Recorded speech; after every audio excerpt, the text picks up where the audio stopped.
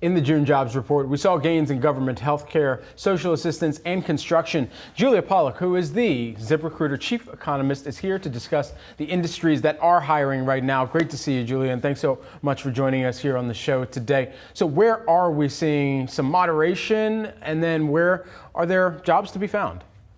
So we're seeing some moderation on the services side of the economy. The private sector is seeing fewer jobs being added, and the bulk of hiring now is taking place in government and healthcare. Government hiring is pretty interesting. Those payrolls have risen by about 600,000 over the past year. That's an extraordinary number, mostly on the local government side. Part of this is to do with the fact that it's an election year, and so all eyes are on the performance of our local public schools and our police departments, and there's tremendous demand on ZipRecruiter right now for law enforcement skills. Interesting. Okay, and so of the demand that you are seeing on ZipRecruiter, what are some of the top searches that are being initiated from those that are looking for jobs too? So the top search right now is actually a blank search. People don't know what they're looking for. They don't know what's out there. We have a lot of new grads hitting the market who have just finished their training programs in the last couple of weeks and don't really know what's out there. They need help and guidance, and that is why AI is increasingly being used in job search to help people discover jobs and to connect them with opportunities that are a good match for their skills and interests. What does true normalization look like in the jobs economy? We were having this conversation earlier. 4.1%, sure, the highest that we've seen in about 2 years or so, but again, as we were hearing from some of the economists earlier on during the hours that Yahoo Finance has been live this morning, that's just getting us back to normal. So historically, this is a very resilient, robust labor market. We've seen job gains of about 177,000 on average the past 3 months. That's actually above what we saw in 2019 when we had job growth of 164,000 a month.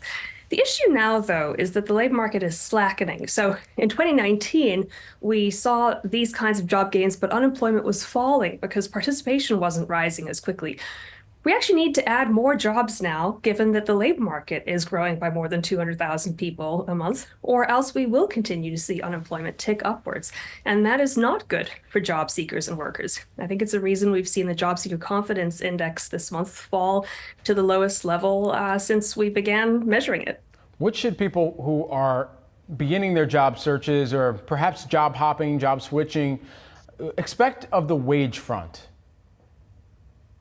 So wage growth is cooling, but inflation has cooled faster. And so workers are actually getting real wage increases again after a 25-month stretch in which their wages were losing value in real terms after inflation. So the wage picture, I think, is quite rosy and encouraging.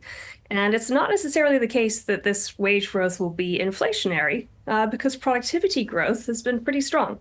So hopefully these wage gains are sustainable. Certainly.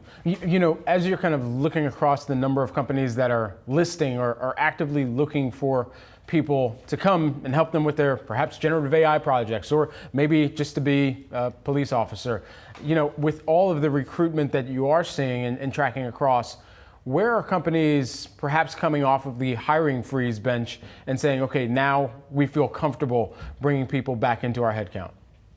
So there are several places where we saw overall employment levels actually fall at around 2022, but they're gradually rising now. One area is in home building. That was an area that took a hard knock when the Fed raised interest rates. But now it's actually at a high, a post-Great Recession high. We're also seeing tech adding jobs very gradually, month after month. A lot of that is in AI, but that sector had been pretty stagnant for a while, also in response to high interest rates.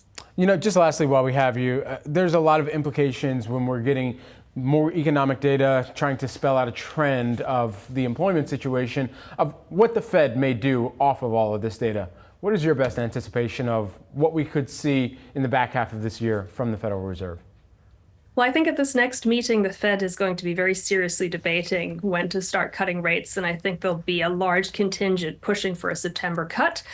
It's quite possible that we'll see a September cut and another one in December if inflation data keeps heading in this direction. Julia Pollack, who is the ZipRecruiter chief economist. Julia, great to see you, and thanks again for joining us. Thanks, Brad.